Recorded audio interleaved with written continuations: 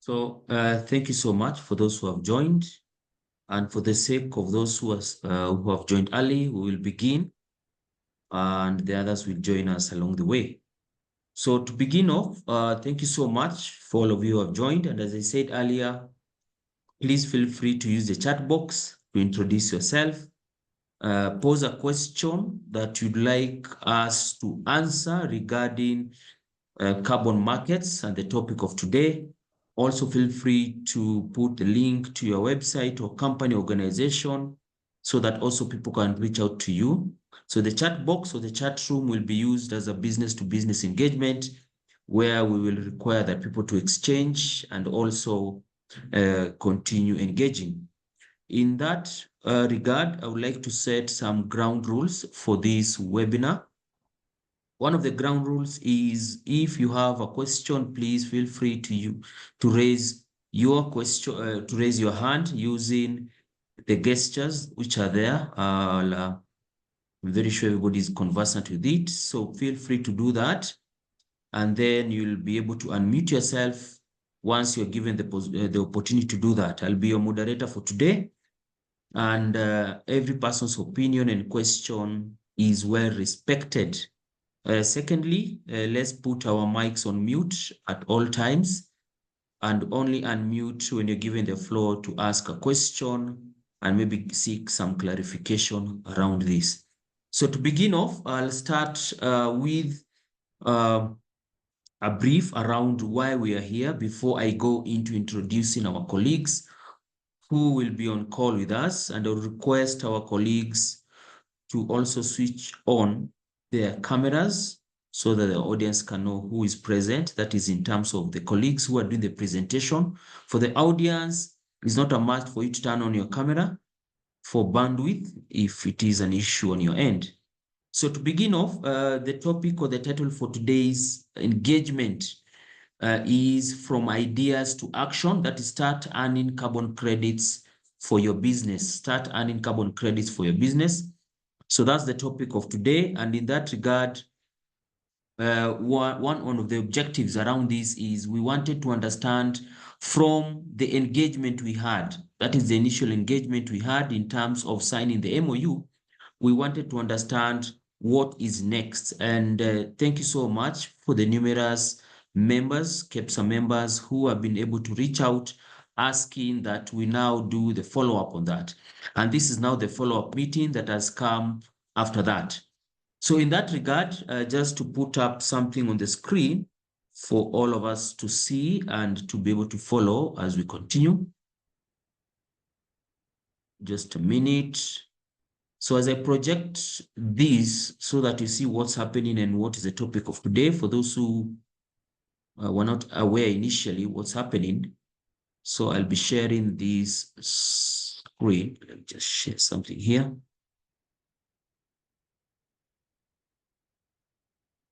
And as I said, feel free to use the chat box to introduce yourself, share something about your organization. What do you do? Because we want to make this a business-to-business engagement as much as we want to talk about the carbon and the carbon markets and what it entails. So what you're seeing on your screens is the call out you had put in terms of the discussion. That is from ideas to action. The basis is that we want you to start earning carbon credits for your business or from your business. And in that regard, we did sign an MOU with EcoSecurities, who will be introducing themselves and doing a small presentation. And then within these 2 hours, the first 30 minutes will be only dedicated to us introducing ourselves, what is the main purpose and objective of this meeting. And then the rest, 1 hour, 30 minutes, we'll leave it to the floor to ask questions, numerous questions that you have, burning questions that you have, and we'll be happy to answer those questions as we walk with you towards this journey of earning carbon credits. So KEPSA, in partnership with EcoSecurities, we did invite you for this webinar, and the main purpose of it is to educate you and to answer your questions around carbon credits, especially on various thematic areas. Kenya has actually made strides around carbon credits with actually having regulations and NEMA being designated as the designated national authority around the registry and the carbon registry. So that means that Kenya is working towards ensuring that the carbon market space is safeguarded. I recently also participated in a forum where we were working towards developing regulations around non-market-based carbon approaches. So non-market-based carbon approaches also is another way, is another avenue, because remember, there are people who are within the well-known market system of engagement, of trading of carbon credits, and there are those who are outside the market. So we need everybody to be on board and to ensure that the business sector and the Kenyan fraternity and the business people are not taken advantage of. And that's why we decided to get head over heels in terms of this and get ahead of this by engaging in this MOU with EcoSecurities. So from that, let me do a brief introduction of our members who are present with us. That is EcoSecurities, who will be also doing a small presentation as we move on. So with us, we have a team from EcoSecurities, and I will start off with Peter Simiu. Mr. Peter Simiu is a seasoned professional with over 15 years of experience in agroecology, sustainable agriculture, climate project technologies, spanning both the private sector and NGOs. He is the regional director for Africa at EcoSecurities. So Peter Simiu is there. Peter Simiu, maybe you can unmute yourself and just say hello, and then I'll continue. Good morning, everyone. Pleasure to be here. Thank you so much. Followed up is by Selina Murat. Selina Murat has over 13 years in the energy industry. Selina has worked at Shell in downstream sectors. At EcoSecurity, Celine focuses on driving strategic alliances and partnership in carbon technologies and securing carbon projects in hard-to-abate sectors like cement, biomass, and energy from waste. So that's a rich portfolio, and that's why you see we are bringing expertise who are along the value chain, especially in the energy sector, pertaining to issues of carbon. So Celine, you can unmute yourself and say hi to the team. Thank you for the brief introduction. Good morning, everyone. Really looking forward to the discussion. Thank you so much, Celine. Followed up is Joseph Wambugu. Joseph works as a senior commercial associate at EcoSecurities, and his daily work is to support project operators to understand the carbon market and how their projects can be registered. So I think this is the guy also, apart from the wider team, we will be able to engage with him after this meeting if you want your project to be understood better in terms of how viable it is and what step does it need to be registered into the registry and what improvement does it need moving forward. So Joseph, over to you. Unmute yourself, introduce yourself. Yes, thank you very much, Jackson. Good morning, everyone. Happy to be here, and I look forward to the discussions.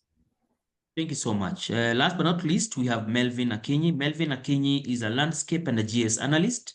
So Melvin is an experienced carbon project developer and GS analyst who has worked in various African countries with esteemed organizations such as EcoSecurities and F3 Eastern Africa. Her work involves developing carbon projects, carrying out land change assessments, and analyzing GIS data.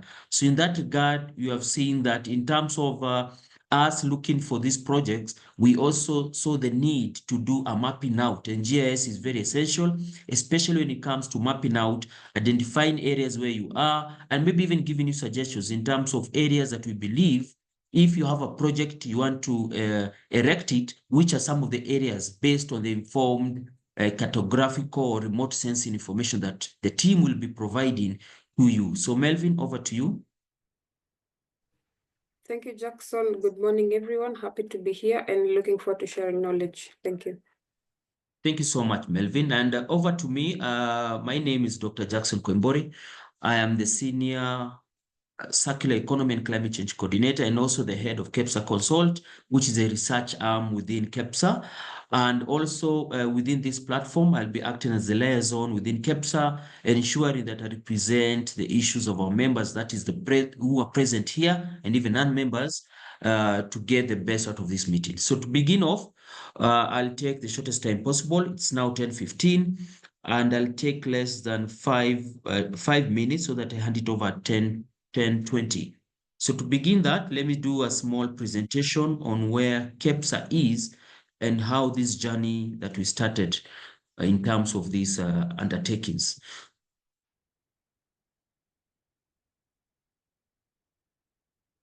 So from my presentation on the screen, I wanted us to talk about the Carbon Market Guidebook for Kenyan enterprises.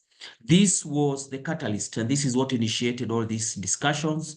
And from this Carbon Market Guidebook for Kenyan enterprises, which we developed in unison with World Bank Group, we were able to do a mapping out and an analysis of all the business sectors within the Kenya private sector and also Kenya generally to understand what is this carbon credits, who are the key players, and what does it undertake for people to actually gain from this. So for those who are present here and they have not read this book, just search the title of that book on the website. You will get the PDF of this book, read it, understand it. Also, it will help to answer the questions that might not have been answered by the end of this discussion. So the book is Carbon Market Guidebook for Kenyan Enterprises. Just search that name and you'll find it online.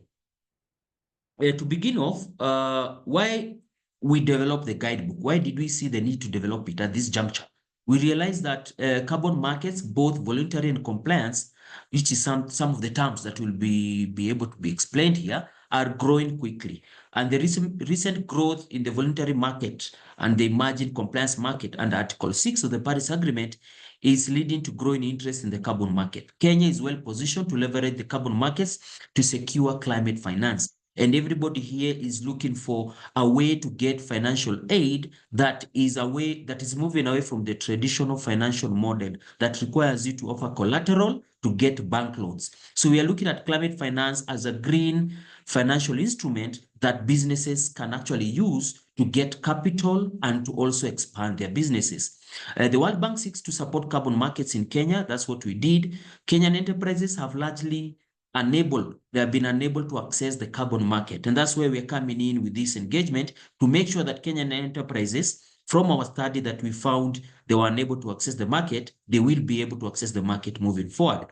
Together with Kenya national regulations, which I said they have actually been enacted, this guidebook can help and will help local enterprises be regional leaders in carbon market.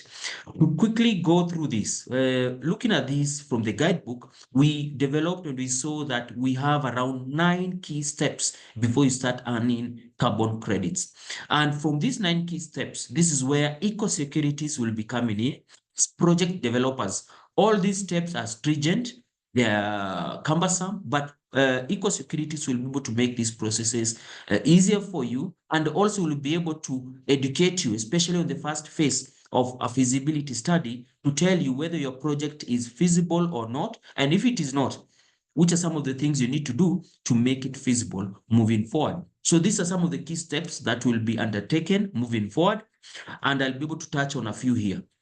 When you look at some of the feasibility areas, in feasibility tests, we need to assess the project's carbon potential, conduct a feasibility study, and develop a project design. So some of the questions that we will be asking, and even EcoSecurities will be asking when they get into a one-on-one engagement with you guys offline, is that, can the activity trigger emission reduction? Are the carbon methodologies available for the project?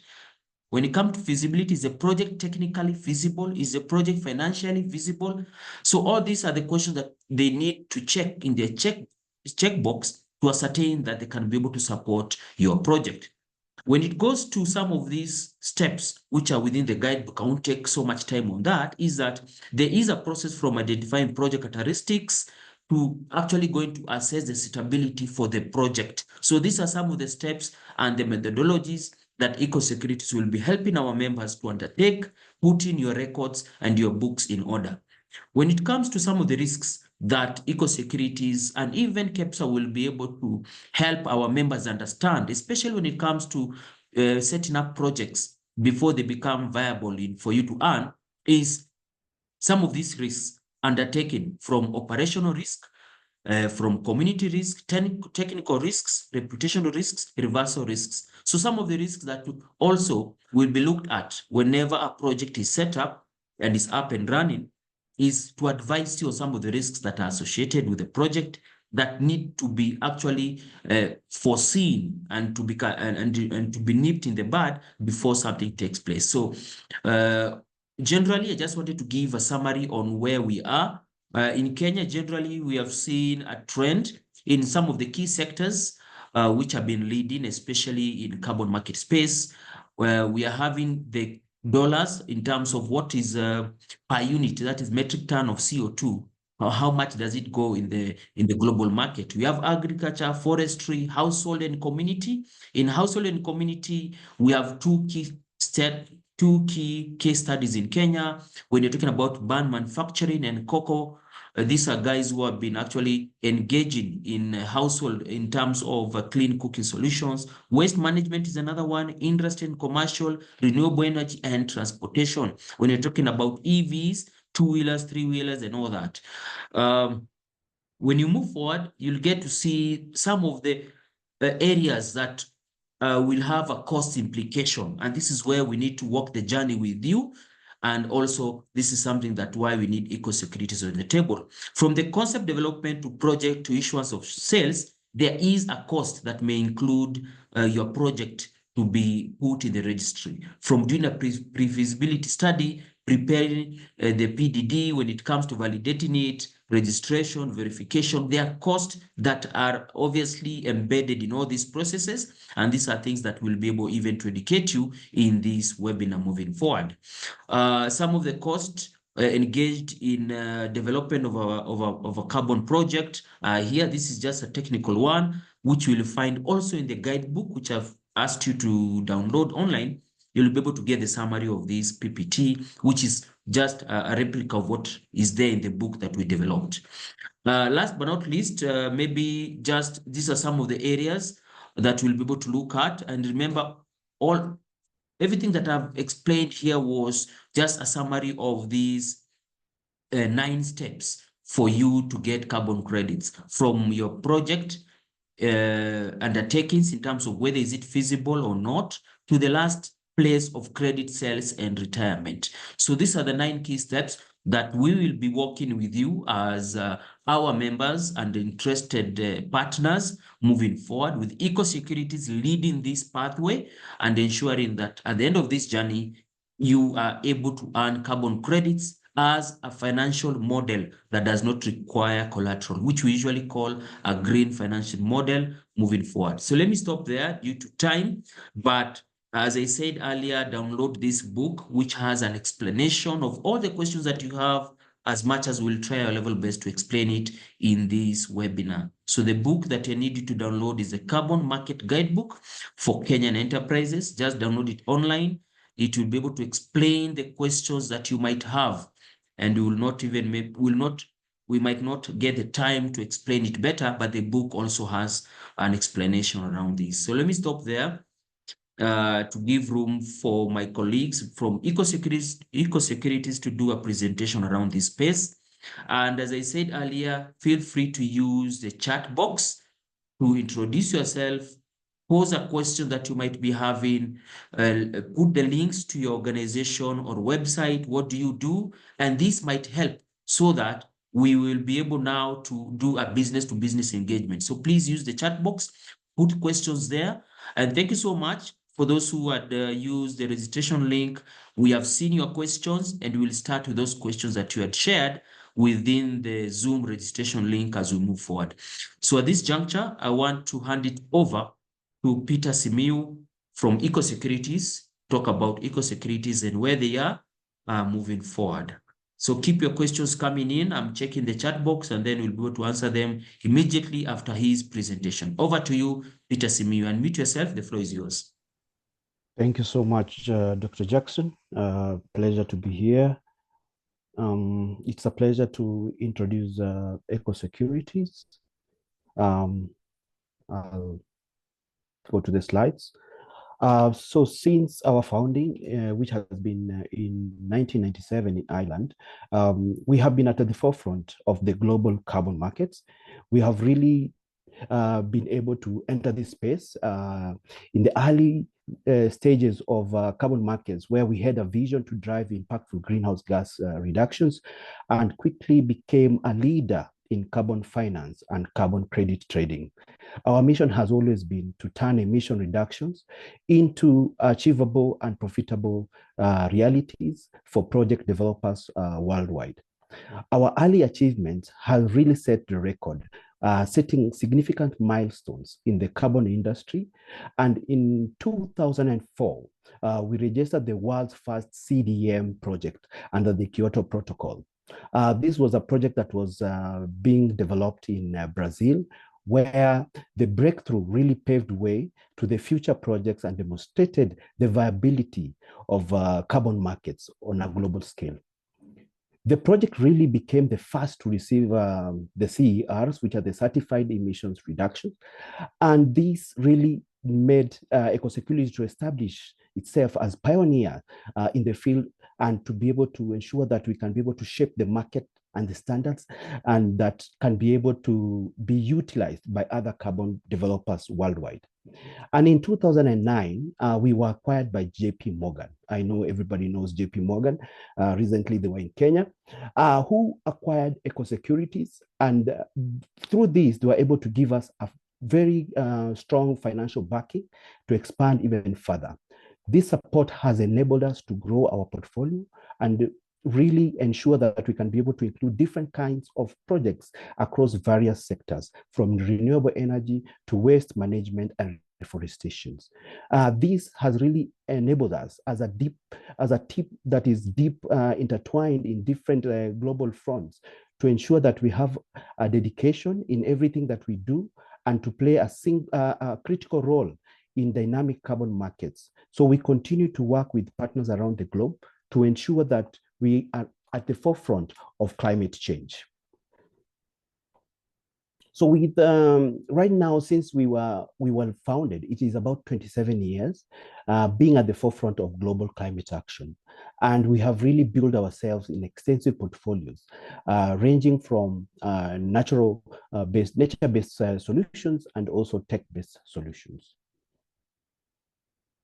So you can see on the map just how diverse we are. We try as much as possible to leverage on this global presence with offices, spanning from Geneva, Bogota, Nairobi, and even beyond, to ensure that local insights and global best practices converge to deliver scalable and high-impact carbon market solutions. Our presence in Africa, particularly being based with offices in Nairobi, puts us at the heart of the continent's emerging carbon markets. So we have been able to develop more than 700 carbon reduction projects worldwide and been able to generate over 400 million tons of CO2 equivalent or carbon offsets. So we have also been able to invest over 1 billion through climate finance across 45 countries worldwide. So these are some of the scope. These are some of the scope of expertise that we have delved with within EcoSecurities, ranging from nature, energy, e-mobility, and also other technologies. So when it comes to climate solutions in Africa and other areas, we really pride ourselves in climate advisory, where we help governments, international organizations, and businesses to navigate complex climate landscapes and accelerate decarbonization and net zero activities by accessing the transformational potential of climate and carbon finance.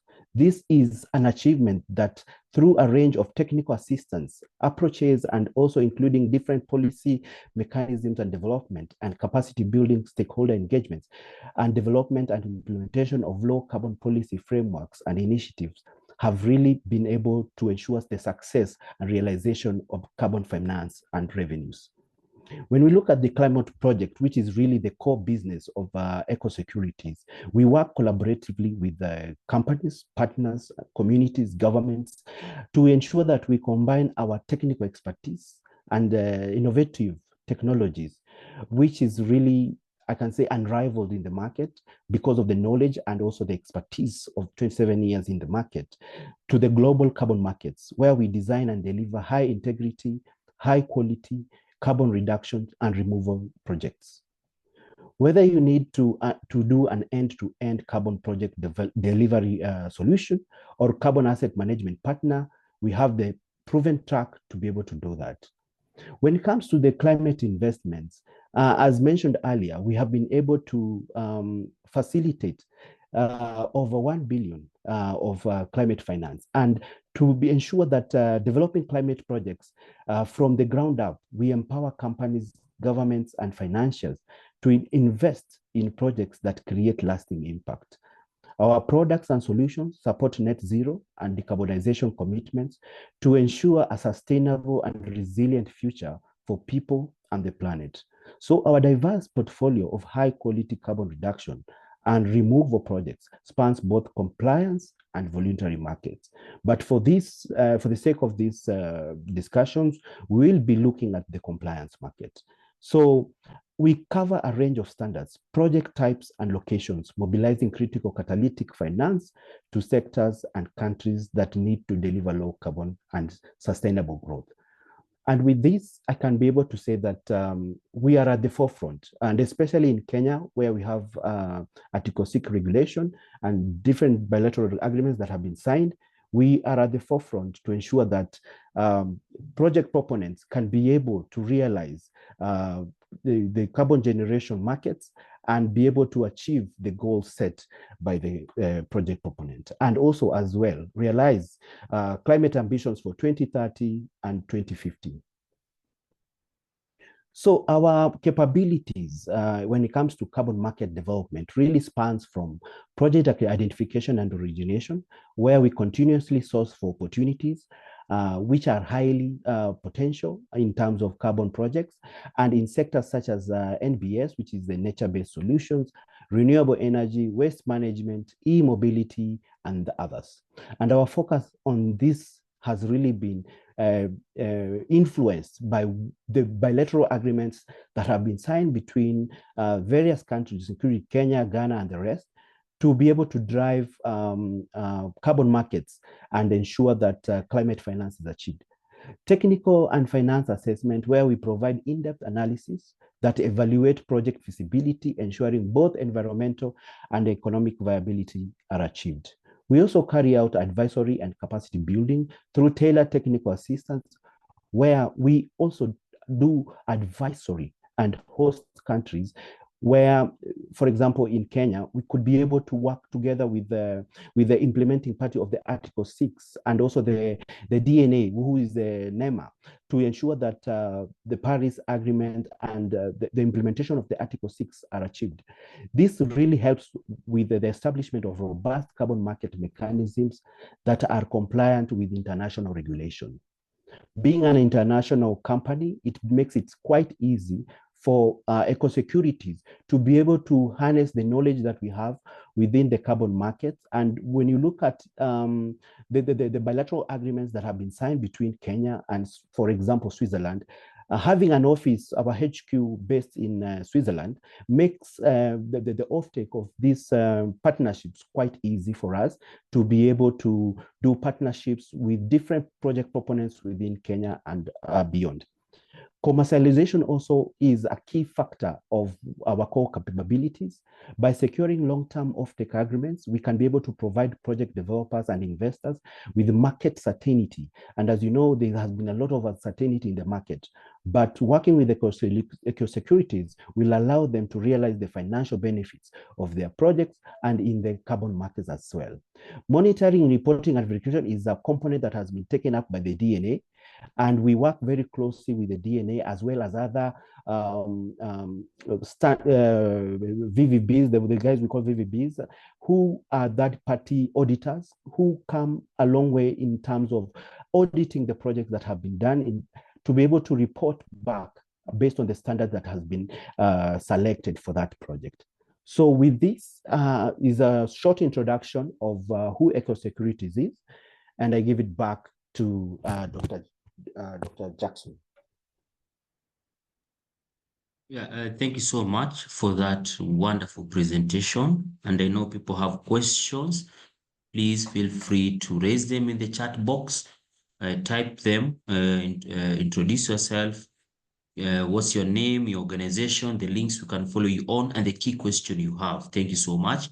We already have a few questions that you had already raised on the registration links. We have them. We have grouped them as per the thematic areas. We did, and we do take cognizant of those questions, but also keep them coming in as we continue. So at this juncture, I will not want to waste time. It's 10:35. As I said earlier, we'll be using this time now to go directly into the questions that people want them answered and to know what is this carbon market.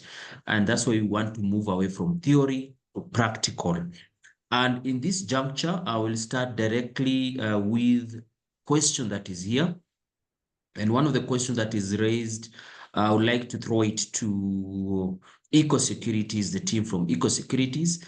And I'll start off with Peter.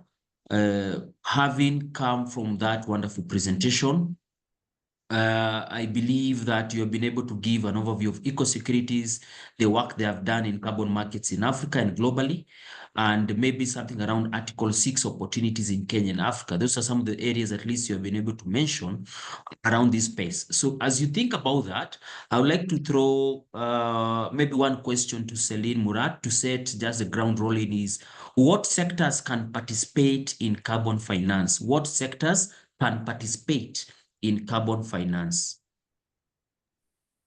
Yeah, sure. Thank you for the introduction, and I think that that's going to be a good segue to the discussion in here. So back to your question on which sectors can participate in carbon finance. I think carbon finance is quite of an inclusive field where we see many sectors can participate in, and to summarize, in actually twofold. One fold is the sectors who contribute to carbon emission reductions or removals, so that by the support of carbon finance, they can actually generate credits from these initiatives. And the other end of the fold is where the sectors can buy those credits and they can support their residual emissions or unavoidable emissions through carbon offsets to meet their climate goals. And it's really not surprising that it's quite industry agnostic, because the industries that we are used to is built on a linear value chain and a supply chain, where the system is built on a take, make, and a dispose model. And this approach heavily relies on resource-intensive processes, which in the end result in significant carbon emissions throughout the production and disposal stage, especially for the manufacturing sector. So just to be more specific, which sectors in this case can benefit from carbon finance?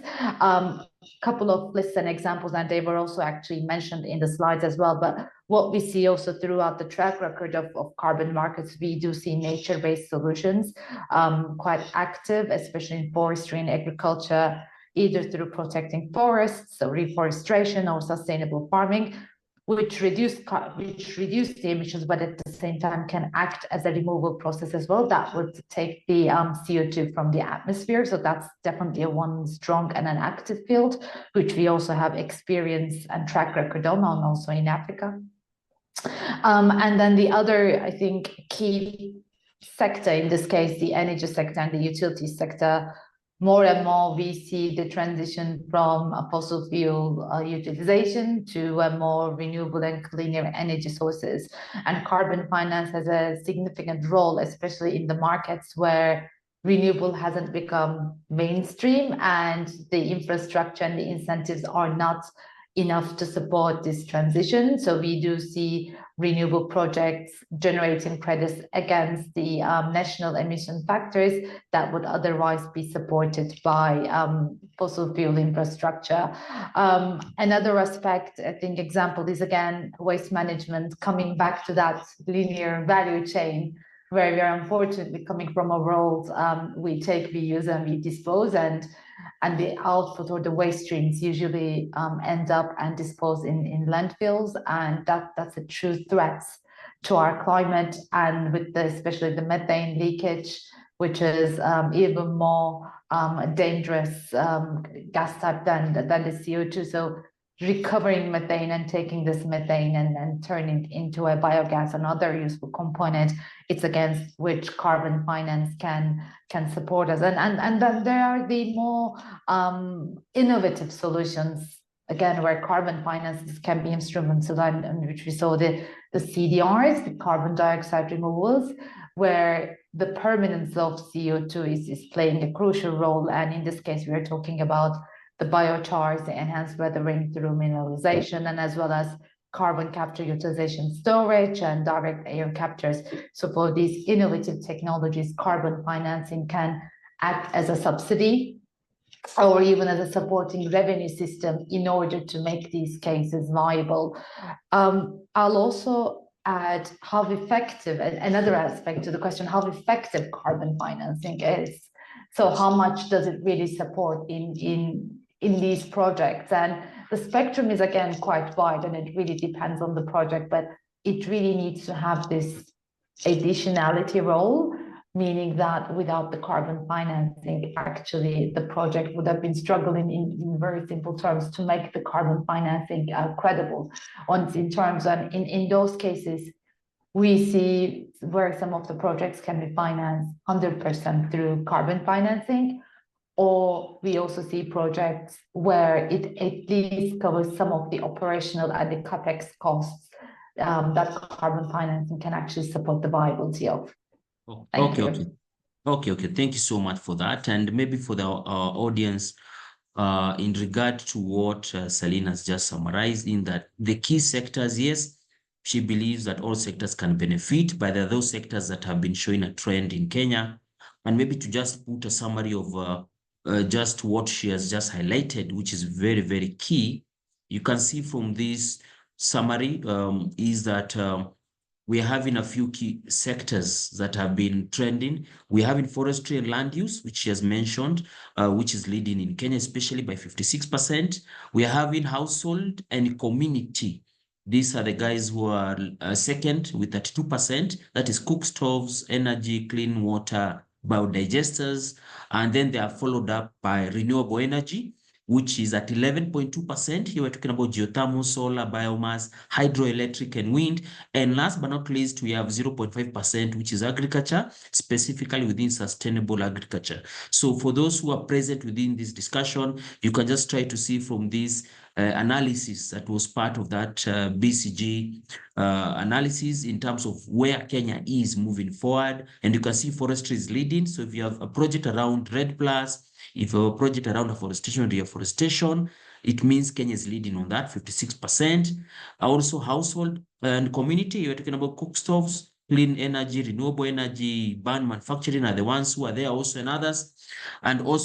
So you can see the analysis within Kenya is that, and thank you so much, Celine, for that wonderful overview in terms of climate finance and what's happening. So maybe to the other question that I'd like to pose, as much as I'm taking more questions from our colleagues, please feel free to share them on the chat box.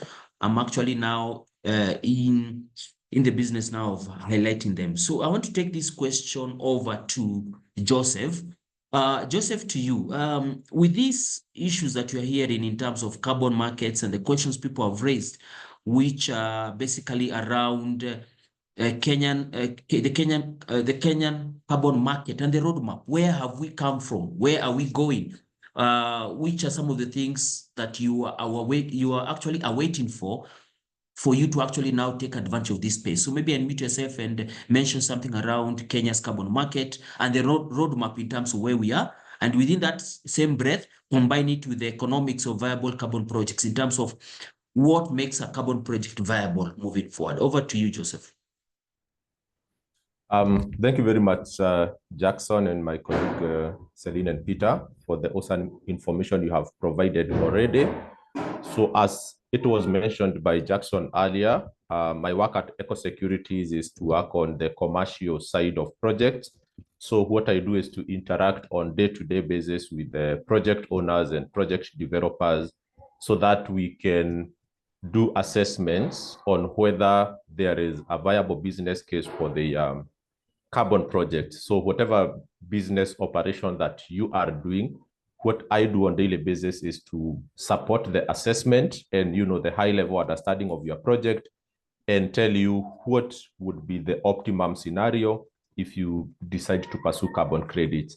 So going back to the question that was asked by Jackson with regard to the preparedness of Kenya to become, a hub for carbon trading, I would say it is already, a very advanced economy in terms of what we have done in the past with regard to exporting carbon credits. So from the statistics that Jackson has displayed, Kenya is the top producer country in terms of carbon credits, but generally those credits come from the land use sector.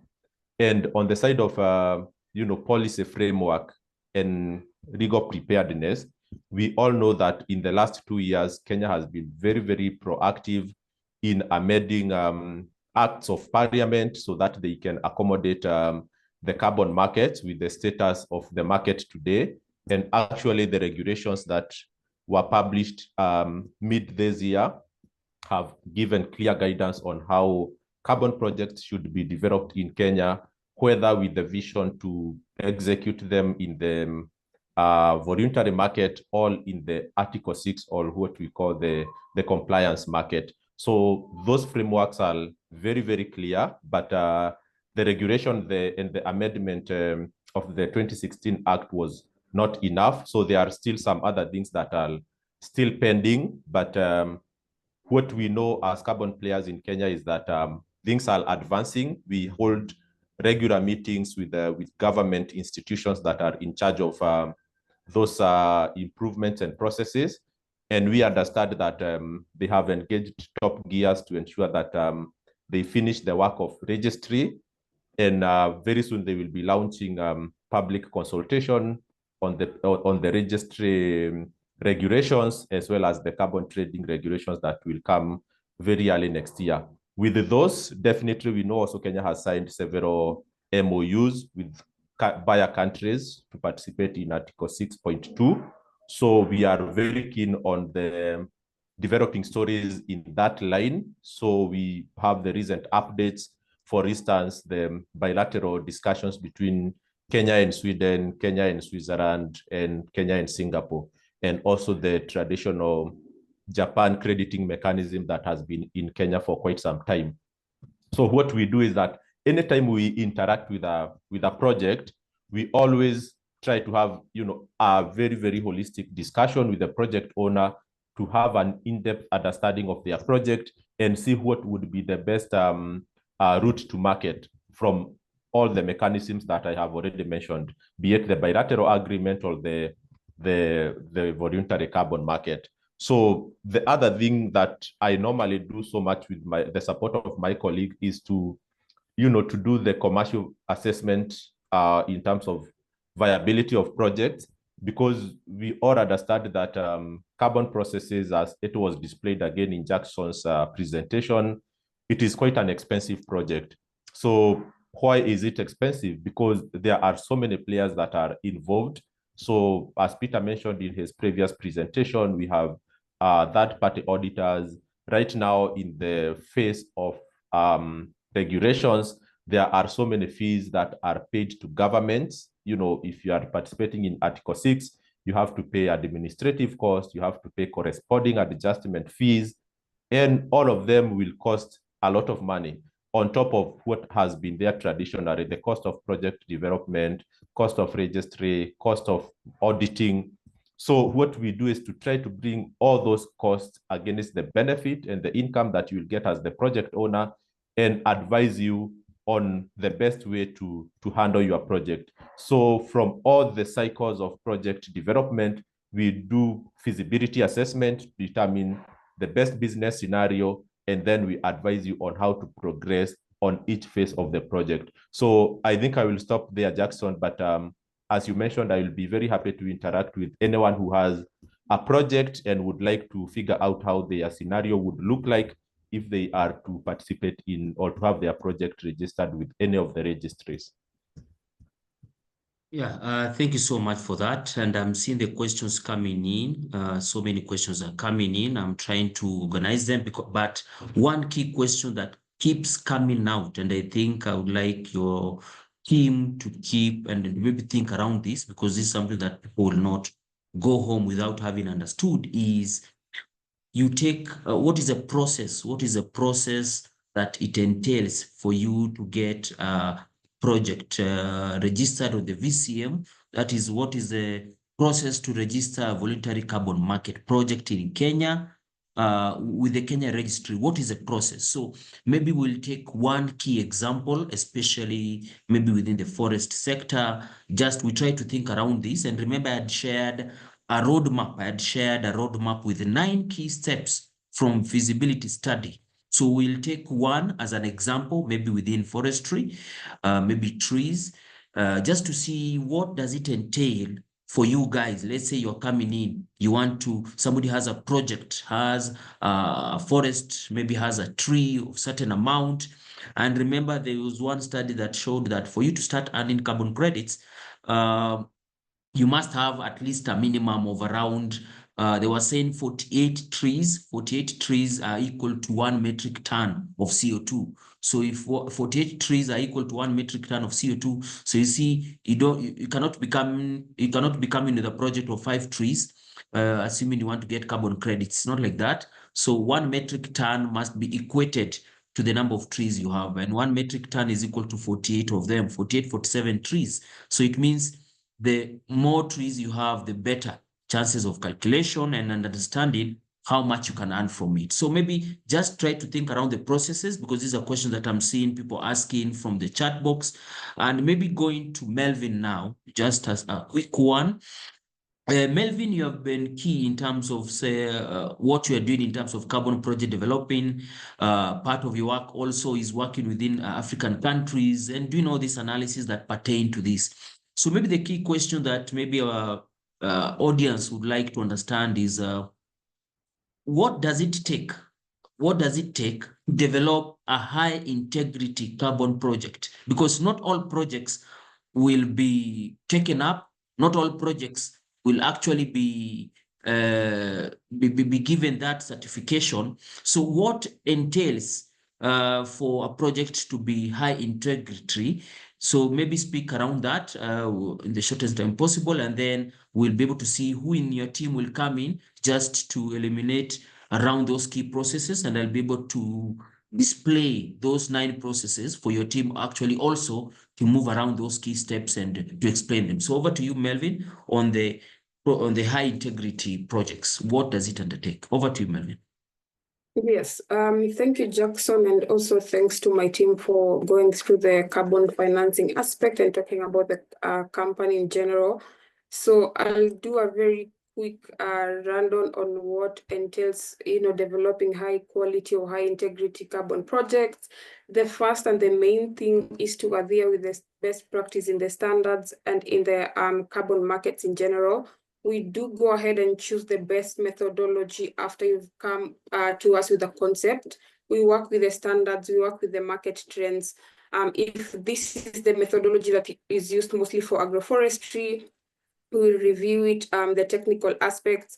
Is it in line with what your project or what you present to us entails? If it's not, we can be able to check another standard or a different standard on what entails around that. So choosing the best standard or a good methodology that fits or is tailor-made to your project, it depends.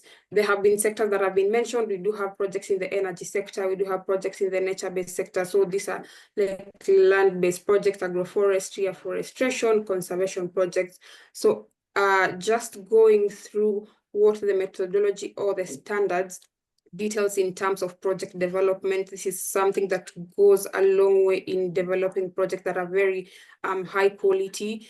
And something else is engagement with the community that is very free, prior, and consent.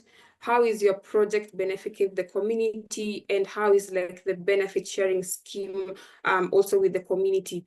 Is your project only benefiting the project developers and the project owners, and the communities are left aside? The communities are the people who are most important in assisting in developing the project, assisting in making sure the project goes as planned.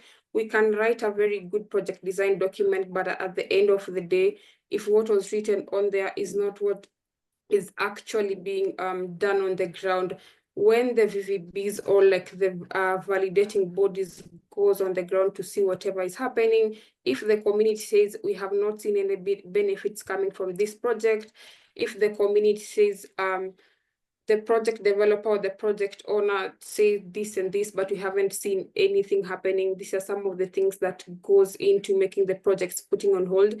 And I believe we have seen the current news on the market. A lot of projects have been put on hold in this regard, given that the community doesn't really benefit on the returns of the project. Something else we do focus on is science-based design and transparent information.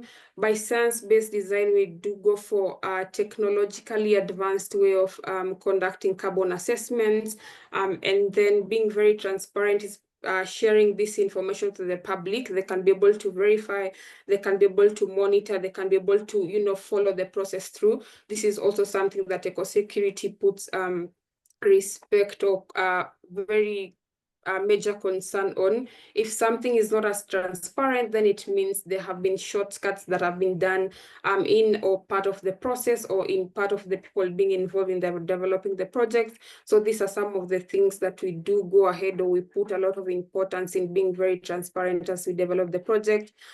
Also, something else is strong project governance. This is in relation to the company, the country that the project is being developed in. Is this project contributing to the NDCs, or it's just a good project on paper, but the emissions are really quantifiable but are not as verifiable? So these are like some of the things in a nutshell that we do focus on to make sure at the end of the day we develop very high quality and high impact projects.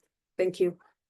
Thank you so much, Melvin, for that wonderful answer to that question. That's why I thought it wise to give you the background presentation of that analysis, what you're giving. And EcoSecurities is thinking around that question, because I think we need to take people around the key steps from start to end. Just take one example and move on. I'll just reiterate what she has mentioned in that some of the key things that are usually looked at in terms of this is in terms of MRV, price, permanence, additionality, core benefits, and leakage. She has mentioned this. And what we are looking out for is tapping into this market, that we have seen some of the largest buyers of carbon credits in Kenya leading are from Shell, Netflix, Kering is there, Namebank is there, Apple is there, PHP is there, Nespresso is there, Delta Airlines, Air France is there. There's so many big companies that are looking into investing into Kenya. But for them to invest in your project per se, you must meet those criteria that Melvin has just mentioned in terms of, is your project having all the proper documentations and records? That is MRV. That is why you have 85% of the buyers looking into whether your project has all the proper records and documentation for them to invest in it. What is the price for that? In terms of, every project has a price that is quantifiable in terms of metric tons of CO2. Permanence, for how long will your project be able to put that carbon out of circulation? Because remember, carbon has a half shelf life of around 100 years. So if your project is only for 10 years, because somebody might be thinking, let me plant trees and cut them down after 10 years. You'll not earn carbon credits if you're planning to cut your trees after 10 years, because carbon has a shelf life of 100 years. You must show us how those trees will be protected for that durability of time. We have additionality. That is whether your project is going to actually exacerbate and create that aspect of carbon emissions. Core benefits, how is it benefiting the community and other people around it? And even leakage. There's an aspect of leakage where we have seen people doing one thing but harming the other. So these are some of the things, and thank you so much, Melvin, for actually highlighting these key areas. And maybe going back to your team, because I'm seeing these questions streaming in right and left in terms of what is the process? What is this process? I don't know, Peter, are you able to answer this in terms of what is this key process? Maybe anybody in your team to start somebody. Let's say I'm coming in as a client to you as EcoSecurities. I have a project of trees. I'm not sure whether it's viable or not. I just have trees that I've planted somewhere. Just tell me how it goes. Because maybe I might be having trees that are in a tree nursery. Somebody has trees that are already mature. Are we in the same level? And what are you looking out for until the end process? So maybe just take us through these key areas. And if you allow me, maybe I can put the key processes. If not, just tell me and then I'll be able to continue. So over to your team on this respect, on those key steps. Once we come to you as EcoSecurities, the first step, because remember after this webinar, people will be reaching out to you. So what is the key step?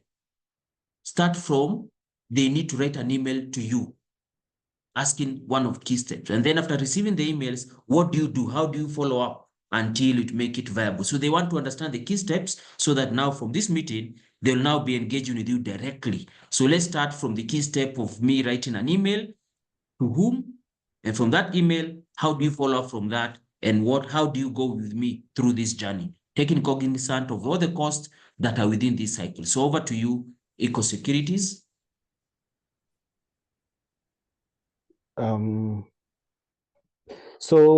Basically, once we receive the email, what we do is we talk to the client, of course. We talk to the project owner to establish a few things. First of all, establish whether they have been able to be operational for probably 1 year, 2 years, or it is something that is quite new. Then after that, we will be able to conduct a feasibility assessment. So basically, this is usually an estimation of the potential emissions reductions. This will include the eligibility, applicability of the different methodologies, and also at the same time making assumptions, because there will be a lot of assumptions that we will make based on the methodology and based on the technology that the project proponent or the project owner has chosen, to ensure that we can be able to come up with an assumed emissions reductions curve, which will give us the emissions reductions estimates. After this, then we will proceed to looking at the necessary approvals if they have been acquired. Right now we have NEMA, where most of the project proponents need to have done or should be able to do the environmental impact, the environmental social impact assessment. So have this been done? Have the necessary approval been done? Have they acquired the necessary documentations from the government? If not, then we see how we can be able to finish, to be able to assist them to acquire these documentations. The next step will be now the carbon development, coming up with the carbon development agreement, where now we will be able to go into an agreement that will be legally binding, which will be able to put EcoSecurities and the project proponent in a legal document where we can now begin the work itself. So after we have a signed agreement, and because we are working very closely with KEPSA, part of the agreement and the agreements where we have come together between EcoSecurities and KEPSA is to ensure that the project proponent can be able to access these services at a much better rate. So we'll be looking at whether this project proponent will be coming through KEPSA. Are they KEPSA members and things like that? And then by virtue of them being KEPSA members, they will be able to access better rates in terms of costings that will go to the next steps, which will be the project design documentation, and also ensuring that we can be able to move to the MRV stage, which is the monitoring, reporting, and verification.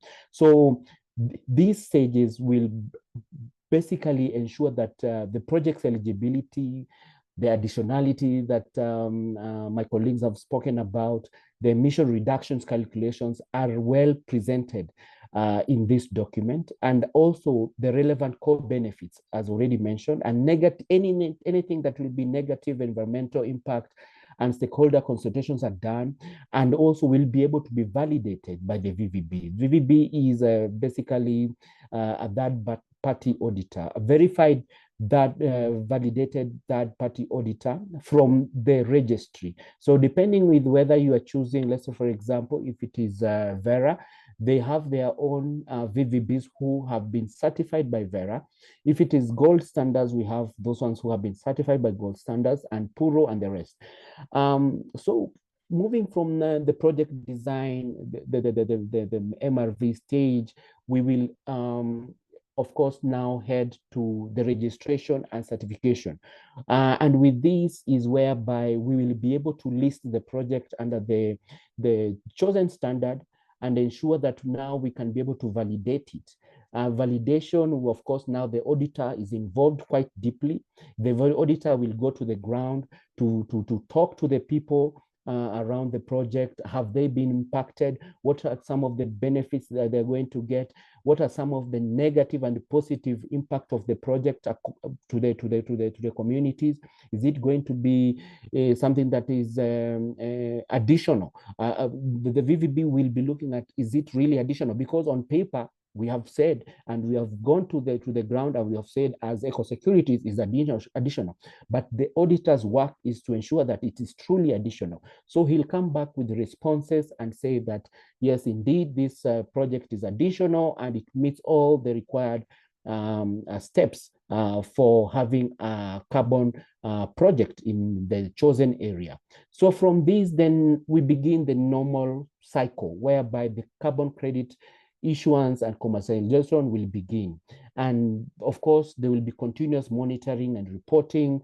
The VVB will be coming every time we are having an issuance.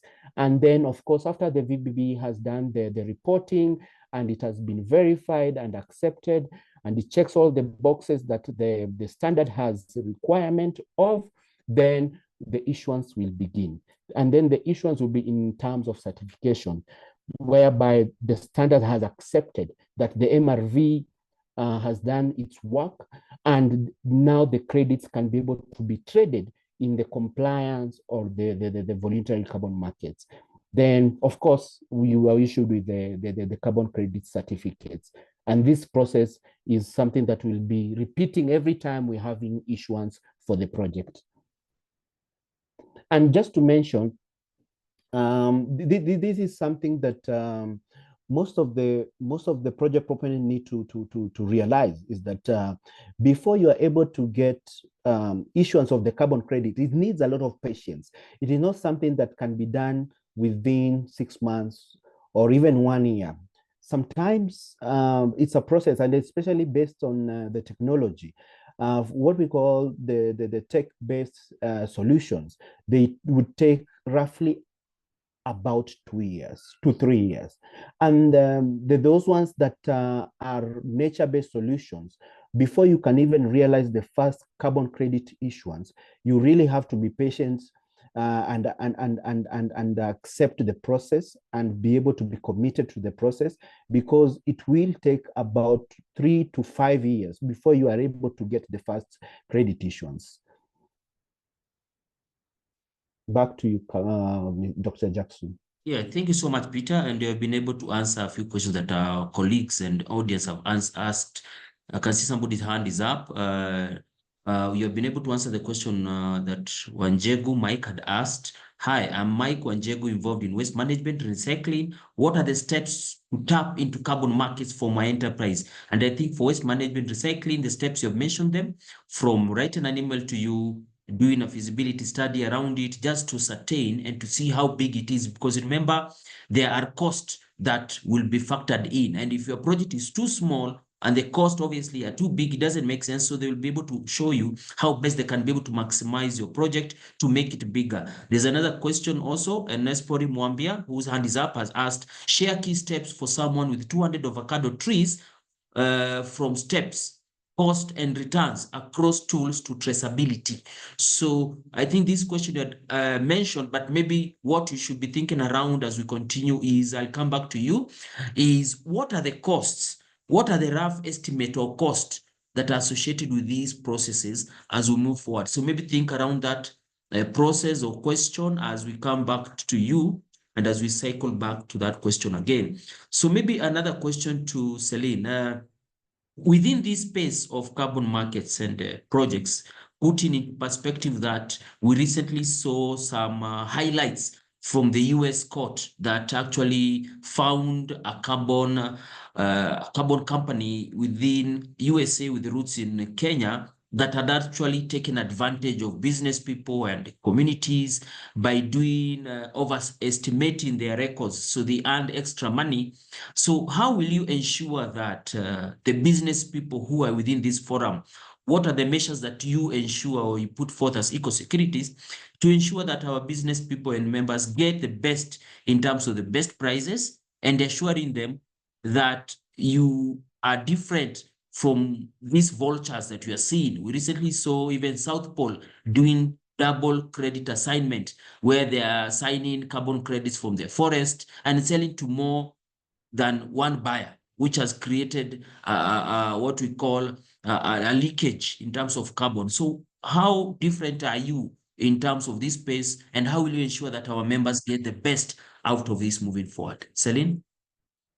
Yeah, sure. And thank you for the question. And these are unfortunately the facts of the industry that we've seen some examples from. I think my colleagues, Melvin and Peter, mentioned in a positive way have scrutinized the processes, where each step is a thorough due diligence, starting from the feasibility stage to the very end of generating the credits. And it's actually quite of a complicated process, just because it should be with the reasons or the facts that you shared, to make sure that the credits or the financing generated is actually credible, but at the same time is carrying high integrity. So one of the reasons that we go through this process, obviously there are some basic requirements from the standards, but as well as we look at variety of different verticals. So the one vertical is, I know we keep hearing the cost aspect, right? And these are not cheap services, because it's just because of the reason that it needs to be quite detailed, and we need to make sure that there is actually value and the role of carbon within these projects. When we think about the feasibility study, it almost draws a picture of the viability and the risk profile of the project in variety of the pillars. The first pillar is the economic analysis, and coming back to the avocado tree example, what is the costs both for project development, but also for the audits and for generating the carbon from an end-to-end perspective? What is the best methodology that we can associate it with, and what is the best route to market, whether it's voluntary, whether it's Article 6, whether it's compliance, that the project can generate value from. So by assessing and understanding the project structure, we create this project viability based on the assumptions that we have and based on the data that we have collected. So that's one aspect, understanding what is the true and the accurate viability at the very beginning of the feasibility stage. And then the second aspect is more operational and technical due diligence, because not every forestry or not every waste project can be accounted as a carbon project due to its core principles. And we talked about additionality, we talked about permanence, we talked about what is the change carbon is actually bringing into. So whether it's actually fitting those requirements or not is one of the thorough due diligence processes that we go through in feasibility. Again, has been presented as an outcome, whether this project is viable or not. So in EcoSecurities, and we mentioned it in the beginning of the presentation, we have a track record of 30 years. We've been involved in a variety of the different projects, but we as a team also quite selective and look into the projects in a very detailed manner to make sure the business environment, but also the sector as a whole, do not suffer from poor examples, because we've been in the sector for a while and we would like to continue as in the credible and in a high integrity way as it is. Yeah, thank you so much, Celine, for that elaborate line of confidence, because we needed to understand where all this, because we are having so many vultures in the industry, and you find that most of the Kenyan community and businesses are skeptical around this space. So that's very, very nice for you to given us that overview in terms of you've been in this industry for 27 years without a blemish on your track record, which is very, very important.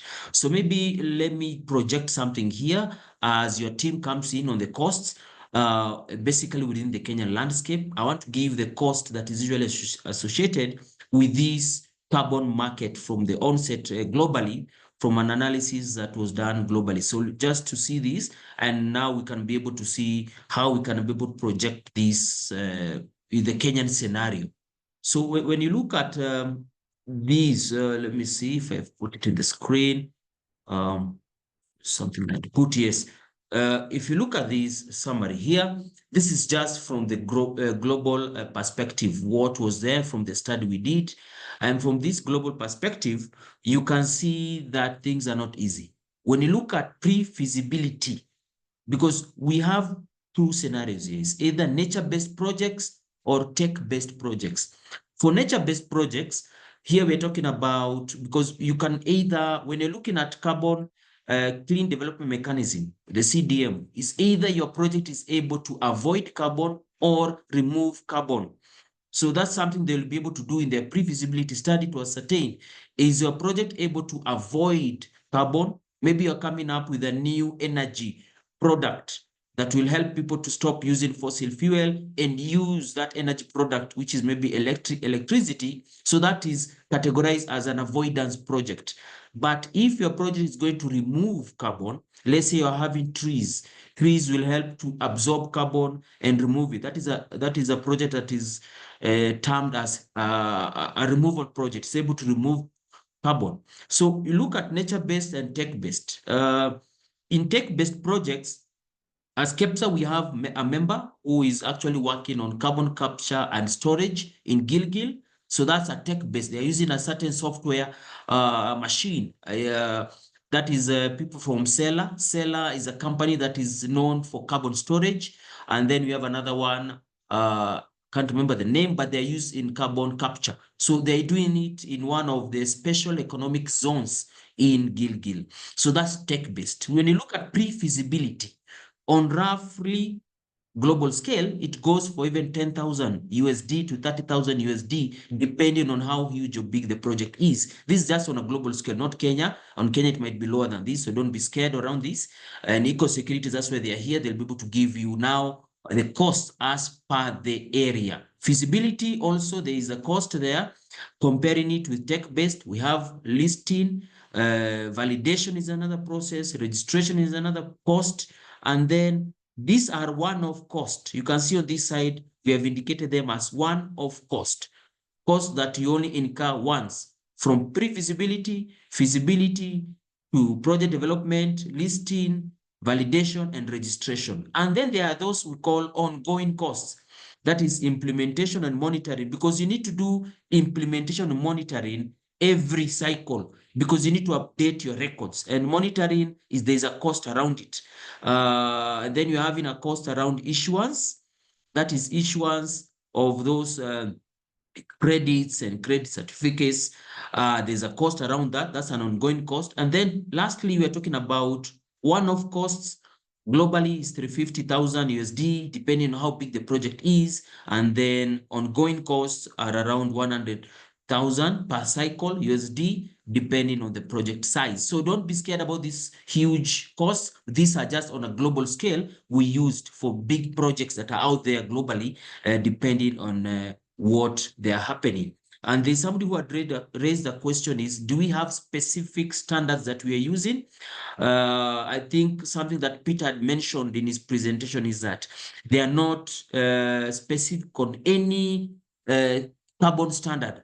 They said that it depends on the carbon standards that are there, which are more obviously friendlier, depending from verified carbon standards we have in the Vera, the gold standards, even the Plan Vivo. So for them, it is upon them, based on the analysis, then they'll be able now to gauge and see which ones are going to offer better rates moving forward. So I think that was a question that was raised by one of our participants, but also feel free, if you want to speak on the mic to raise a question, please raise your hand. I'd seen a hand up. I think it was brought down after maybe the question was touched on, and the hand was raised earlier by Nespori Mwambia. I think maybe your question was answered. If not, please continue raising your questions. You can raise up your hand so that you unmute yourself and speak. Maybe if it is easier for you to speak than typing, please do so.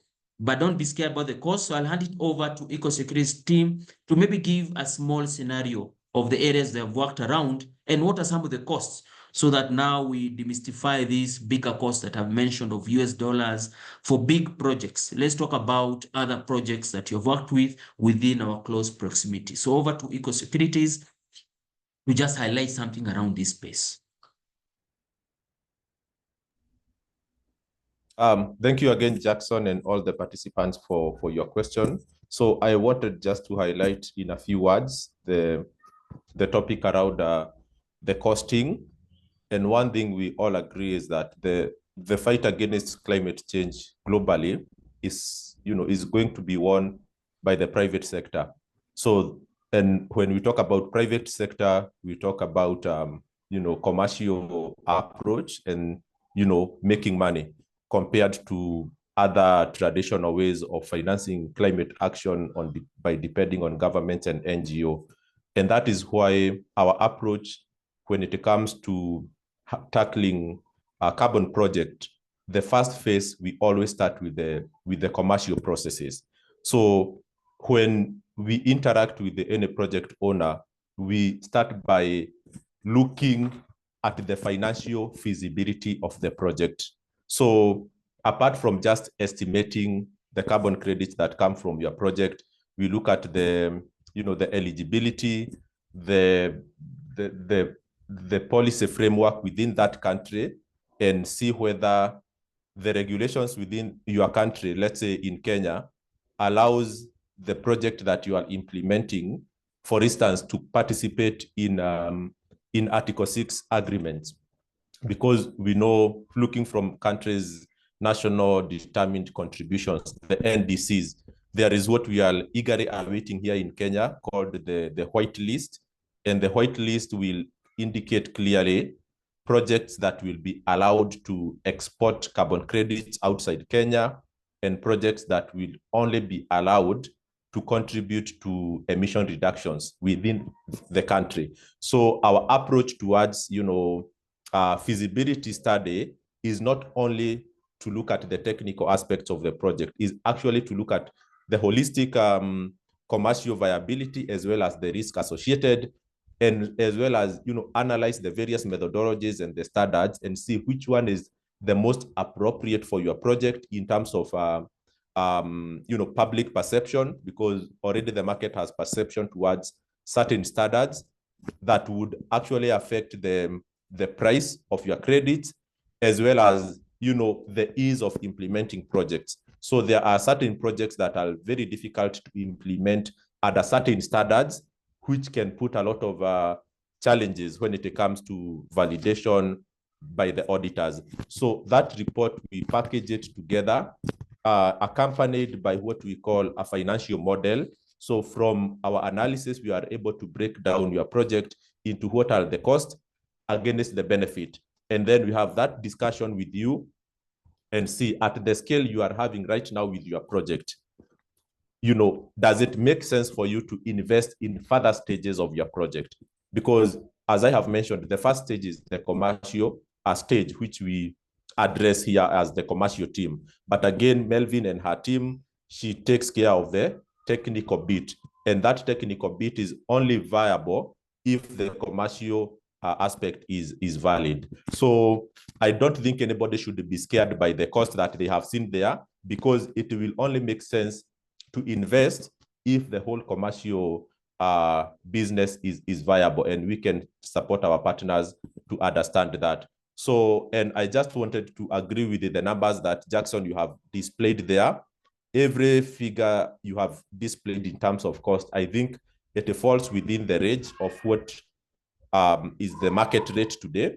And even just confirming that, if you look at the support for carbon development that is being given to projects by the Swedish Energy Agency, as well as the Click Foundation by the Switzerland government, they are offering a support of up to 150,000 to support carbon project development. So from project design and documentation, registration and validation, at a at a rate of 150,000. So if you break it down into all the steps that you have shown, at the end of the day, it will add up to around 100 to 200,000 for tech-based projects. So, and those are just consolidated figures from all the costs that are involved in between.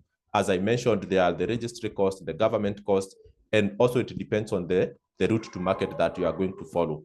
So if anyone would like to understand more about, the cost structure as well as the benefit associated with your project and how that would evolve as your project grows bigger in terms of scale, we can definitely support you to figure it out for your project.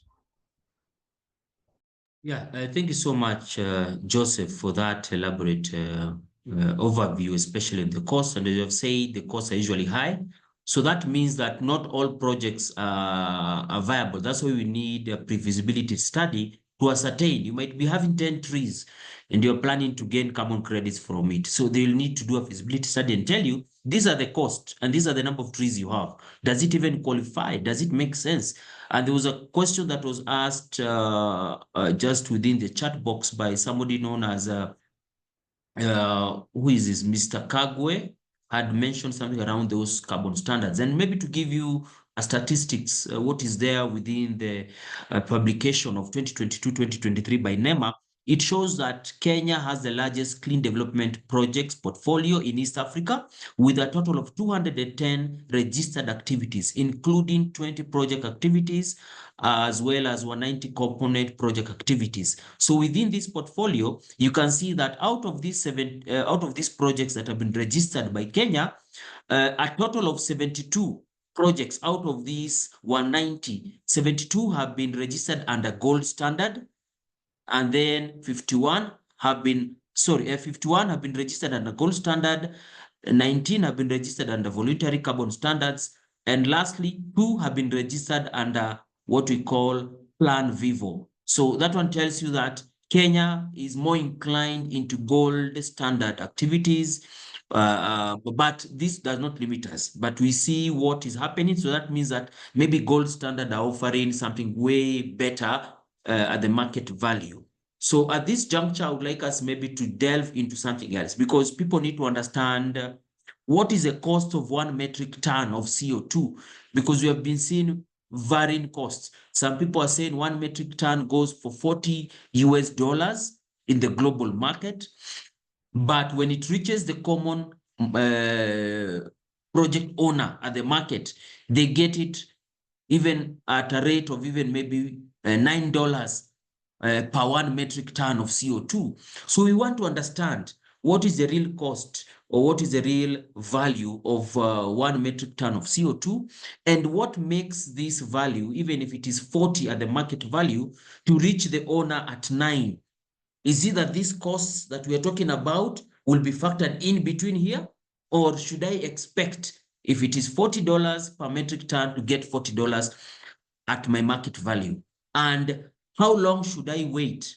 How long should I wait for me to start earning carbon credits from my project? Let's say today, can I start earning from it from tomorrow, next week, 2 months, 3 months, 6 months? So maybe around this question, Melvin, you've been silent.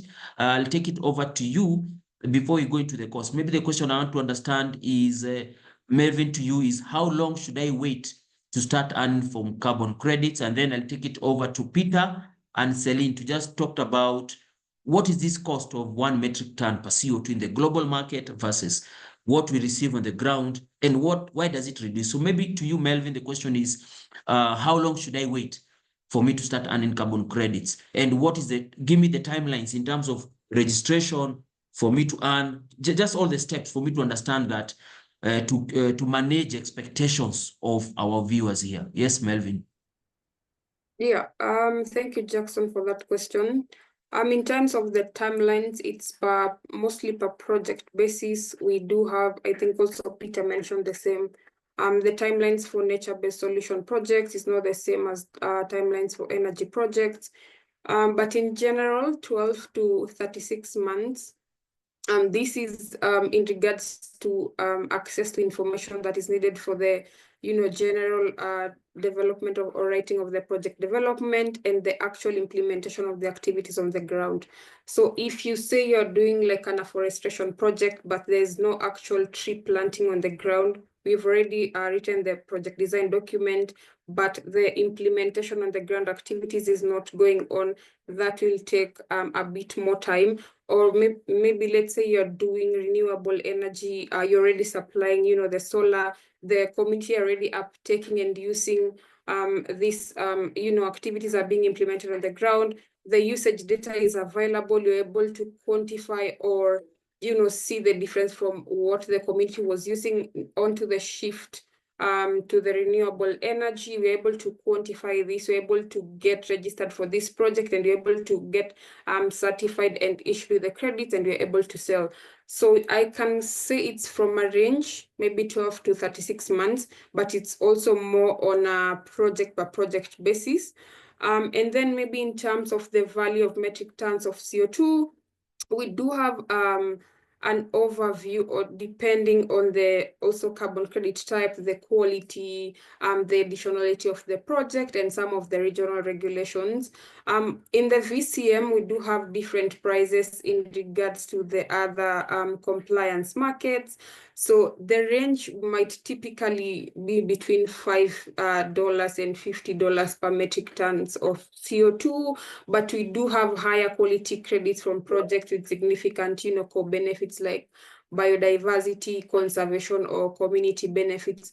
So we do have projects that are just, quantifying the climate aspect, but we do have projects that, incorporate also the biodiversity and the community, commonly known as the CCB aspect. So this, fetch a higher price range when they do have like gold certification level. We also do have projects, like under nature-based project, maybe reforestation, red plus blue carbon, with, stronger social co-benefits that receive high projects. So depending on the standard that the project was developed under, depending on the project type, depending on the regional regulations, these are some of the things that go into. And something else, we also do have a demand for high integrity credits in different projects. You can check the markets at the moment. We do have very high demand for projects under the energy sector, maybe renewable energy. They do fetch a higher price at that point in time, but it's on a needs basis, and the market for carbon projects, it's very volatile. We can sleep on a ton of CO2 for projects on the cookstove side fetch $5 to $10. Tomorrow, next week, we do have a few setbacks, and the same credit might fetch $1 to $5. So it's on a needs basis, and also like depending on the different and changing market. Yeah. Thank you. Okay. Thank you so much for that. And maybe Peter? just to echo what my colleague has mentioned, is that basically it's like any other business, and of course supply and demand plays a role. So where we have increasing demand, especially from different companies that, as you have highlighted, Netflix, Microsoft, they will be aiming to meet some sustainability targets within the organization, and they will tend to drive prices up or down. And based on this, they will look at the different carbon credits that we have, either it is tech-based or whether it is nature-based. And you find that carbon credits from tech-based solutions price much higher than the credits from nature-based solution, due to the complex systems needed for the durability of those carbon credits. As you mentioned, we have those for carbon capture and storage.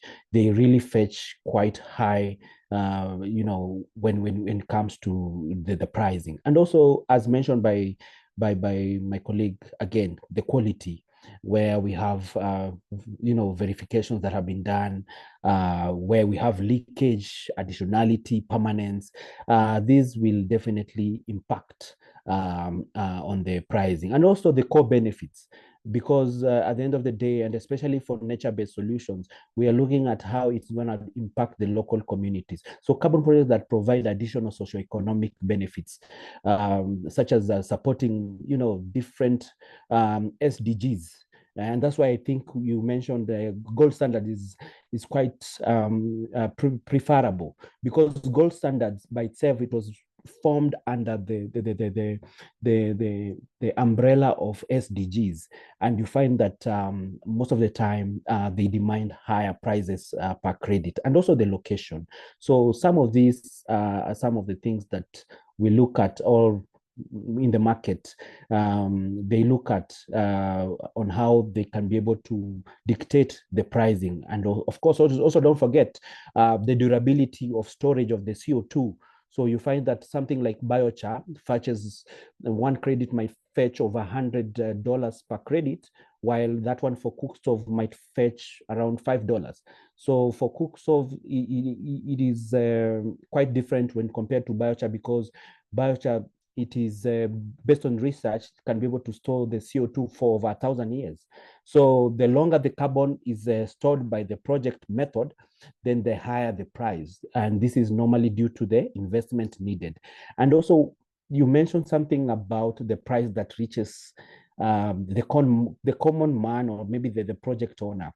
So depending with the nature of agreements they have set in place, were there investments that were done to the project? Because the price might be $100, let's say for a biochar project, but there are people who have invested in your project, who have a certain percentage share of the revenues that will be coming from the issuance of the carbon credits. So that one will also influence that. And don't forget also the carbon tax. Right now, Kenya, we have the tax that is in place. So that one has to be factored in terms of giving Caesar what belongs to Caesar before everything else comes down.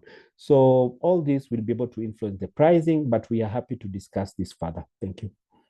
Yeah, thank you so much, Peter, with that elaborate explanation around the prices, what it entails, and that's very key, and I think the audience are appreciating those answers. So maybe the other question to Celine, there are two of them. The first one is, somebody is talking about a project they have around this, and maybe one question you can ask is, can earth soil-based architect / green sustainable buildings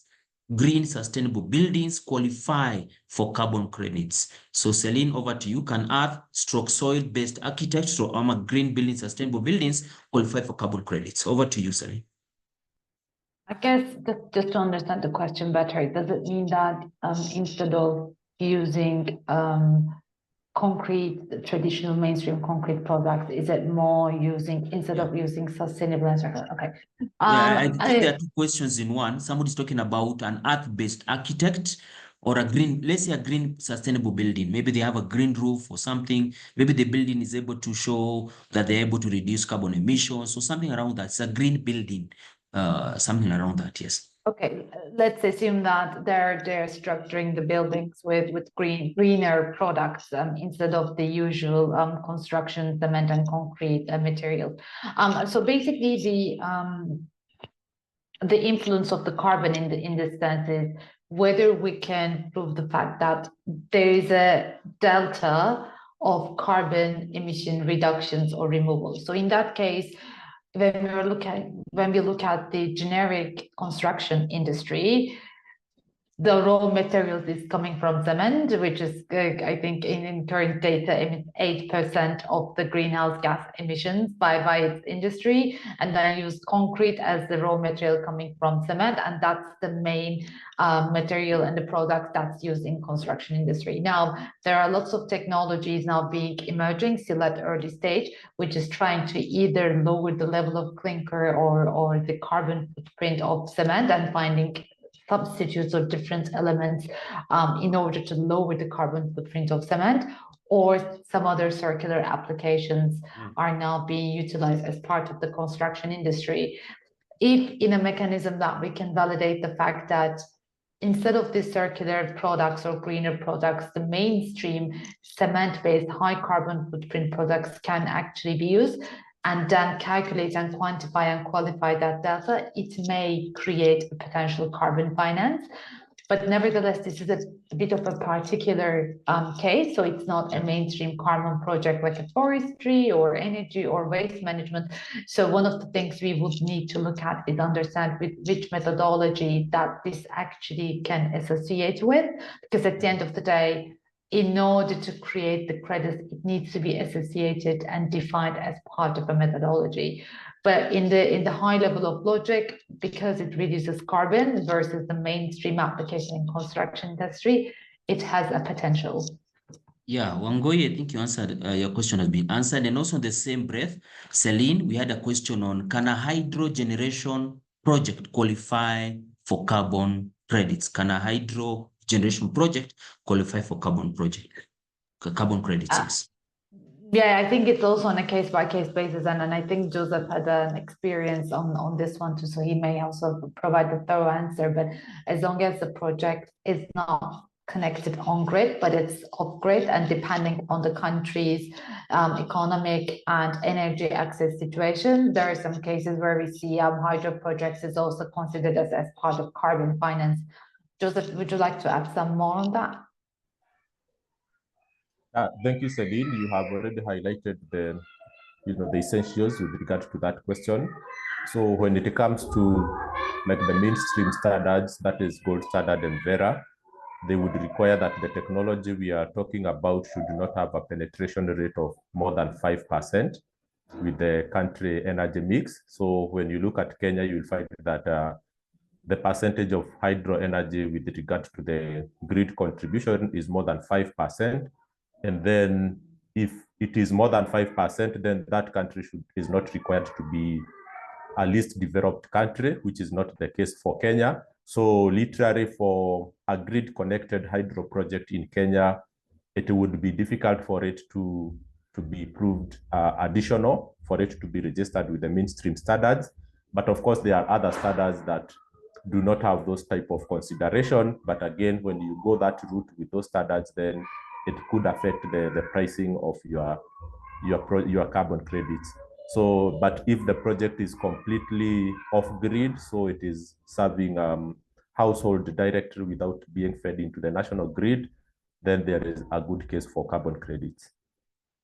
Yeah, thank you so much for that, Joseph. And I have another question here from John Jogu, who is also the CEO of Petroleum Outlet Association of Kenya and the Vice Chair at KEPSA Energy Board. And the key question here he wanted to ask, I think we have touched on that on cost, is what is the overall return on investment on carbon projects? What is the overall return on investment on carbon projects, just on a scale, or maybe on some of a few that you have worked on? What is the best scenario you can give as a case study, overall return on investment on carbon projects? Yes, Joseph, you can unmute yourself. Maybe your team can join in. Thank you very much for that question. So going back to the like financial modeling that we do and the financial analysis that we always undertake, we have a team that specializes on structuring and project analysis.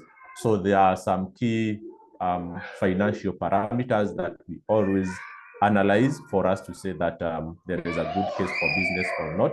So for instance, internal rate of return and the net NPV. So those are very critical investment decisions that we look at.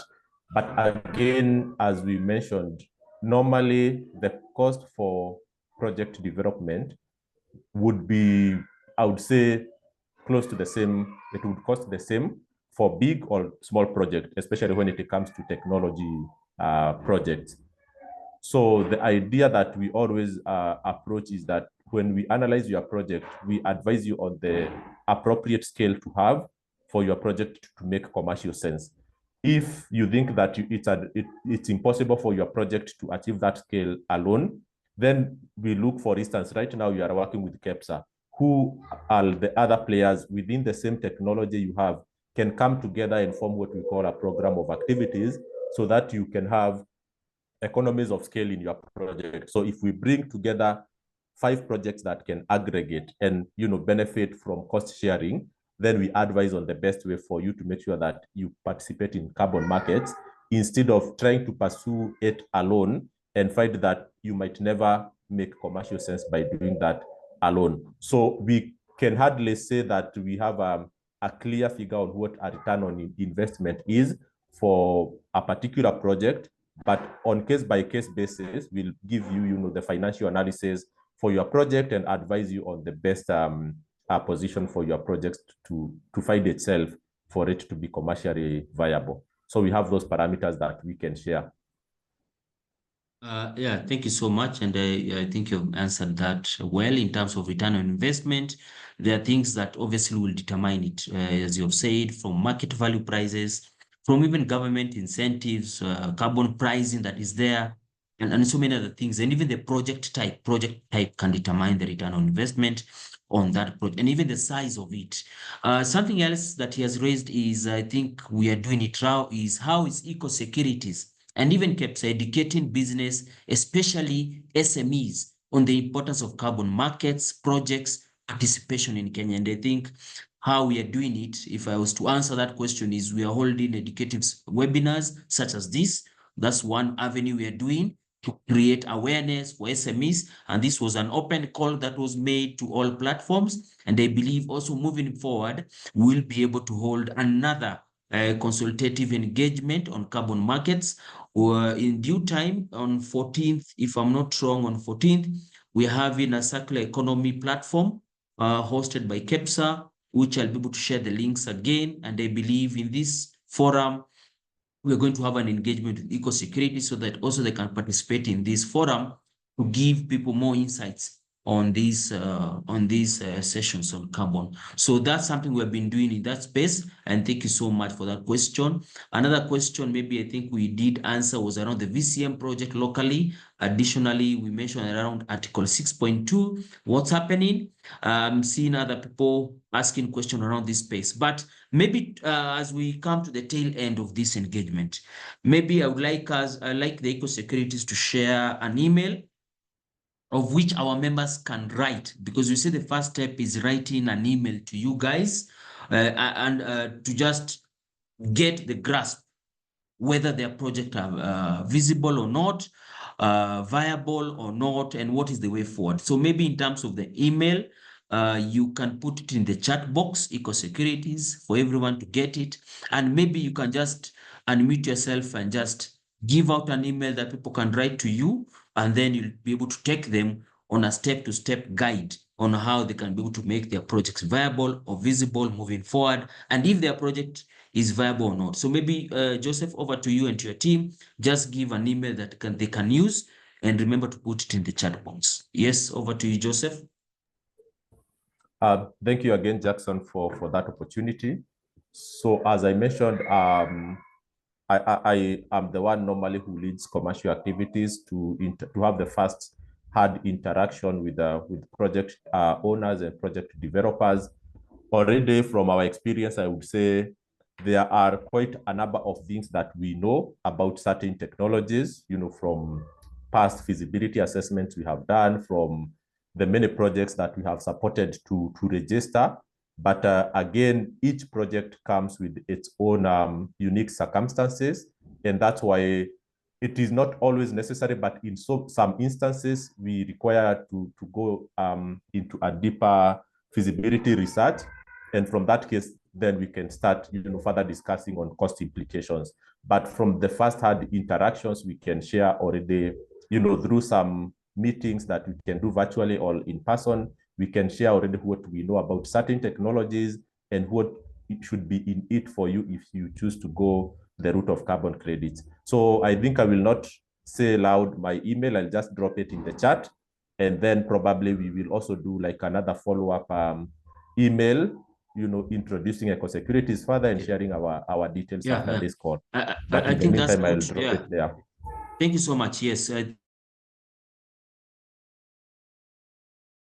For security purposes, as you said, the email will be shared with the participants in this group. And also, if you go to the websites of EcoSecurities, I think that's one avenue. Can you please share Melvin, you can put in the chat box the website of EcoSecurities and the info email. I think there's an info email and also the website of EcoSecurities. Just put it in the chat box. Those are straight avenues that we can use, that people can email you guys. And if you don't have access to their emails, do email me and email info@KEPSA, and then I'll be able to relay that information to them. So Joseph has put his email on the chat box, which is good also. Also put the website, EcoSecurities, and the email also to info@EcoSecurities, just in case also your email is unavailable at that juncture. They can also direct it to info@EcoSecurities and the website to EcoSecurities at this juncture.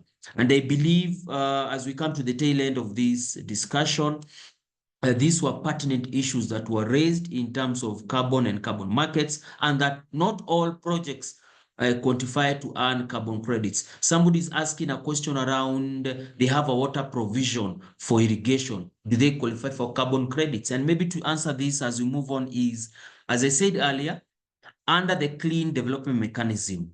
Clean development mechanism, if you may permit me, for people to understand, because people need to understand where we came from, what is the journey, and where and how did you reach this space. So maybe if I can just inform, just do a small guide on this for people to understand where we're coming from is, if you look at this presentation slide that I have here, just one of it,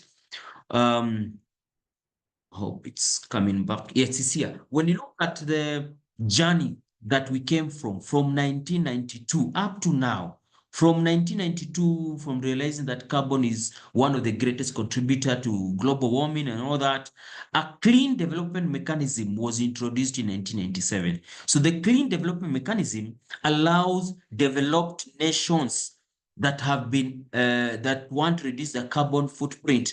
Because remember, us in the developing nations, we are not very strong in carbon pollution. It's only developed nations. So they're looking into how they can be able to offset their carbon footprint. So through the clean development mechanism, developed nations have been given the privilege or the opportunity to offset their carbon by investing or buying carbon credits from developing nations. So that's where the clean development mechanism comes in. And as I said earlier, for a clean development mechanism or a carbon project to be quantified, either it is viable for a carbon credit, they are looked at in two scenarios: whether that carbon project or carbon credits that you want certification around it, is it able to remove carbon or avoid carbon? So the question you should be asking yourself is my project able to remove carbon or avoid the use of carbon? So if you have a tree nursery, is it a tree, that a mature tree, is it able, what is it doing? Is it removing or avoiding? It is removing carbon, because trees absorb carbon.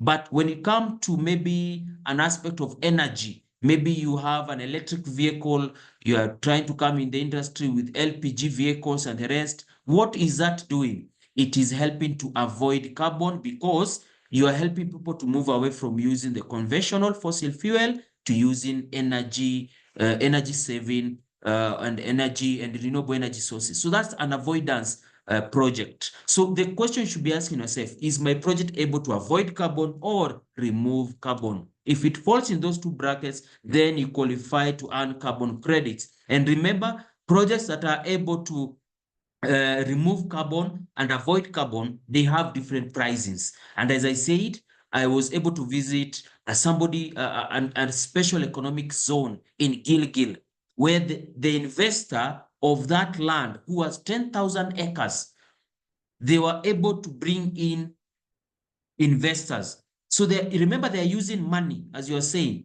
The cost will be calculated whether, are you putting money to get your project viable, or are you depending on the project developers to use their own money and then repay themselves within that cost? So within that special economic zone, we have two developers there. Seller are known for carbon storage, and then there's one known as, I don't know, I can't remember the name. Octavia. Octavia Carbon, yes. Octavia, they are known for carbon capture. So Octavia are capturing the carbon and then that carbon is transported to seller within the same facility. Seller are taking that carbon and putting that carbon in the earth's crust. So you can see these are two people within the same area. One is capturing, one is storing, and they earn a lot because I was asking them questions. They were saying that they are able to sequester one well. Once they dig that carbon and store it, it's able to capture 50,000 metric tons of CO2 in its shelf life. So 50,000 of CO2, and in per day, they are able to sequester more than 5,000 metric tons per day. So you can see the rate at which they're able to absorb carbon from the atmosphere. It means they're able to earn more carbon credits as opposed to somebody else who's depending on trees. And I said 48 trees are the ones which are able to earn you 1 metric ton. So if you have tens and thousands of trees, you are different compared to somebody who only has 48 trees. So let me stop there. And I believe I'll give the people from EcoSecurities 1 minute just to wrap up and say something as we come to a tail end of this. The emails have been shared on the link. The email for EcoSecurities has been shared. Check on the chat box, and also the website link will be shared there. So let's go over to you, Celine. Just 30 seconds to just say one word and then hand it over to Joseph, to Melvin, and then Peter. Yes, over to you, Celine.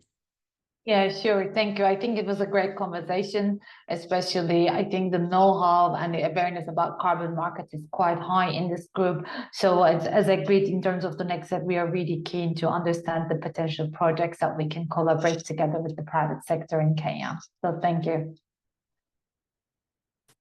You're on mute. Thank you so much. Thank you so much. Over to you, Joseph. Same from my side. Thank you so much for the opportunity to to create this meeting platform for us to share, what we know about carbon markets, and also to interact with the project owners in Kenya. And we really look forward to continuing these conversations after this meeting, so that we can help you understand exactly, how you can get your project registered and what it is in it for you, and how it will look like once you have your project registered. So looking forward to continuing these discussions. Thank you so much, Joseph. Over to you, Melvin, 30 seconds. Thank you, Jackson and team. Also looking forward to more engagements coming from this webinar. What I can say to the project owners is just start early, engage the experts, and stay updated on the updates in the carbon market. Thank you. Thank you so much. Over to you, Peter.